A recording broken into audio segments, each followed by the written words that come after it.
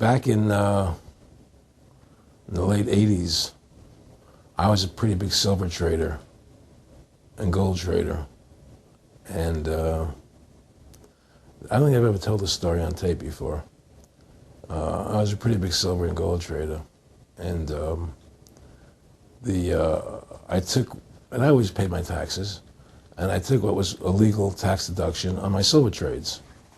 And a few years later, I think it was 88 or 89 or something, the IRS claimed that what I did, and other people did as well, was now illegal. We couldn't do it anymore.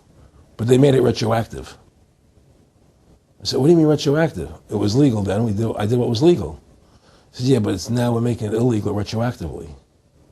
And that's not good. So you owe us $600,000 or $800,000. For what? It was legal. How could you make something retroactive? Change the law backwards in time. It makes no sense. Well, we're doing it. And so everybody said they can't do that. So we went to court, a class action lawsuit. And the judge agreed with the IRS and said they could do it retroactively. And that's when I knew that there was something wrong in America with the IRS and the system here, you know. Aaron, you were telling me this story last night, and before you even finished saying, in the late 80s, the tax law, I said retroactive. And I knew that because they literally ruined my dad, but he paid. He didn't know. He still thought this was America. And it was legal tax law, what you're supposed to do. They said retroactively you owe, and with not just retroactive, but they said you also have penalties and interest. That's right. So how do you have penalties and interest on something when they retroactively change the law? Well, first of all, they can't retroactively. How can you do anything retroactively? Penalties and interest are a farce. The whole thing, because they do whatever they want to do. And that's when I realized America is not America. It's not the land that I was taught it was. Because they can do whatever they wish to do. And there's nothing the citizen can do about it. Now, you've made America Freedom to Fascism. I want to walk through that film, and I want to encourage everybody out there to get a copy of it on DVD. It was also in theaters around the country, and I think the best film out there on the Federal Reserve and the IRS and the whole banker scam, and I want to discuss that with you here. But I wanted to go back a little bit to the point that we discussed last night, where you don't advise people to not pay. And I do the same thing. People say, well, wait, you're saying it's a scam, but you're saying go ahead and pay it. And I like the way you summed it up. Well, it's really fairly simple. I mean, since making that movie, you know, many people come to me and ask me whether they should pay their income taxes or not, you know, and I never advise people not to pay. And the reason I tell them, I say, look, I've done a lot of research. The Supreme Court has ruled that the IRS has no authority. The 16th Amendment did not give the IRS the authority to tax your labor and your wages. That's a fact. All right, the Supreme Court is the law of the land, you know, and the IRS does not trump the Supreme Court. However, that being the case, the fact is, if the mafia would come to you and say, we want $2,000 a month or we're going to hurt you, I would not advise you not to pay them, because you may get hurt by not paying them. Whether it's legal or not doesn't necessarily matter. You're going to get hurt if you don't. It's the same thing with the IRS. They can hurt you. They can put you in jail. They can torture you. So if you don't pay them, you may get hurt. So I never advise people not to pay. You know, I tell people, yeah, pay your taxes. Look what happened to Congressman Hansen. Yeah, Congressman Hansen's a great example. Pay your taxes. But you know what? Shut down the Federal Reserve System, and eventually you won't have to pay those taxes anymore. See, the IRS is a symptom of the problem. The real problem is the banking industry and the bankers in this country. That's where the real problem lies. That's the root of our problem. Well, that's why we've lost America, okay? So, yeah, pay your taxes, because if you don't pay them, you might get hurt. And I've heard all the arguments, you know, what tax protesters say and so on and so forth. And I don't call them tax protesters. I call them the tax honesty movement, because they're being honest, you know, at least. But the fact of the matter is, you're being forced, you're being compelled to pay it, because you're facing jail sentences, you're facing time, you're facing corruption of the courts if you don't pay, right? And so you pay it, because you just like you'd pay the mafia.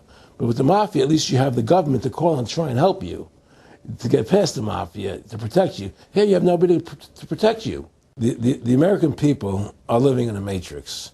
They don't understand the truth of how things are working in this country, you know? And let me give you an example of what I'm talking about.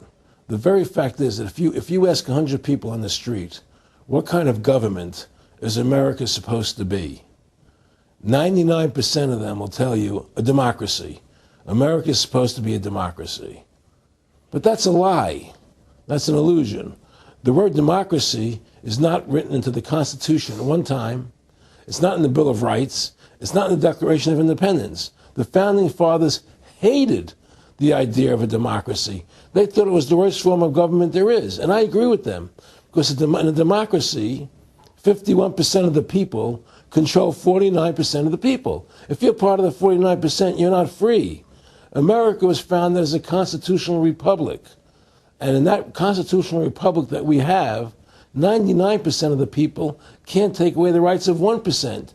You have your rights because you were born with them. You have God-given human rights that nobody can take away from you. The government, the majority, no matter who they are, I can't take away your rights. And that's what our founding fathers gave us. But the psychological operations that they do to us, they make us believe that we're a democracy and that majority rules. You see? And they want you to believe that. Because then they tell you this poll says this many want this and this many want that and this many want this, and it doesn't have anything to do with anything. Well, Hitler was elected. Hitler was elected. Hitler did everything legally. And in a constitutional republic, a minority is protected against a majority. Wasn't it Benjamin Franklin, to paraphrase, that said democracy is two wolves and a sheep voting on what's for dinner? Exactly. And then he also said, in a republic, the sheep would have a gun to protect himself. You know, and that's the truth. America's not a democracy, but you ask the most intelligent people what form of government America is supposed to be, they'll say a democracy. Because that's what they've been brainwashed. They've been psyoped into believing that. They believe that we're in Iraq. They believe we're in Iraq to promote democracy. The word democracy, you hear George Bush saying democracy means freedom. No, democracy equals New World Order. Democracy equals slavery. The word democracy is not synonymous with freedom. It's the opposite of freedom. Democracy is the worst form of government you can have because it's majority rule. And the government can tell you exactly what they want to tell you to do because the majority wants it. I don't care what the majority wants. I live my life as I choose. And if I don't commit violence, theft, or fraud against another human being, I can live my life as I wish. That's my choice. And if I'm allowed to make mistakes, because when you make mistakes, you learn from them. You grow as a human being. We're put on this earth to become the best individuals we can be, to fulfill our God-given potential, right? We're not here to put on this earth so that the government can tell us how to live our lives and what we must do. We put into these systems and these paradigms. No. The same thing in health. You know, if you're sick, you have to have a certain protocol. Nonsense. You know, be individuals, think for yourself, have critical thinking, you know. And so what's happened is that because they've taught everybody that we're a democracy, which is not true, now, so then in 1913, they bring the Federal Reserve System into being, right? And now you have this Federal Reserve System, which then in 1913 got the right to create money for the government, when before that the government created its own money. Now the government, when it needed money, had to borrow it from this private bank called the Federal Reserve, which is a private bank owned by individuals, incorporated in Delaware. And so what happens is now the government borrows money from them to fund the government. Then the government says, well, we have to pay these people interest. How are we going to pay them interest? Let's impose a tax on the labor of the American people, which never existed before, to pay the interest to the bankers. In fact, in 1980, Ronald Reagan said not one red cent of your income tax money goes to run the country. It all goes to the Federal Reserve.